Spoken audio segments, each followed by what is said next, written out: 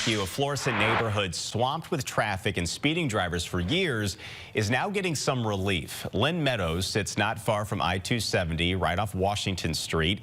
For decades, those living along Lynn Meadows have watched drivers cut through their block, but not anymore. Our Caroline Hecker explains what the city discovered and the action being taken. These cement barricades now block the entrance from Washington Street onto Lynn Meadows Drive. For neighbors, it's a welcome addition. They say traffic and speeders have always been a problem, but the decision to turn nearby Dunn Road into a one-way has made the problem unbearable. Friendly yard signs largely ignored by drivers along Lynn Meadows and Florissant. It's where Alan Sipe has called home for 17 years, and he's seen it all. People come down this street like it's the Indy 500. He says most reckless drivers don't live in the neighborhood. Instead, they use it as a cut-through. I've had people end up in my front yard, cut through my front yard because I didn't see them. They came around us so fast.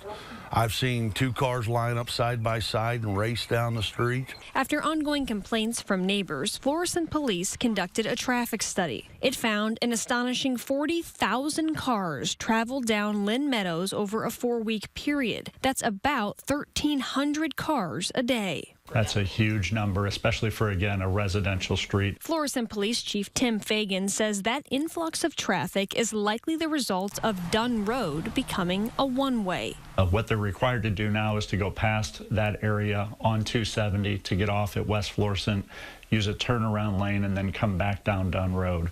And I think a lot of people are trying to avoid that. Instead, drivers use Lynn Meadows as a cut-through to nearby Durhacky Road. That is, until police installed these concrete barriers earlier this month, blocking through traffic. The effort has stopped most drivers, but not all.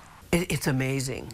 It's like a drag race through here. Nancy Hostmeyer knows that better than anyone. Her home sits at the T intersection of Lynn Meadows and Durhacky Road. In the last 3 years, 2 cars have come crashing through her house, failing to stop at the stop sign on Lynn Meadows. The first came right into her living room. 6 months later, another driver crashed through her garage. That's why I keep that window open while I'm working, because I'm just reflexive, going to see who's going to come down there and maybe not stop. She says the barricades have helped ease both traffic and her mind. Alan agrees. Them blocking this off has been so peaceful.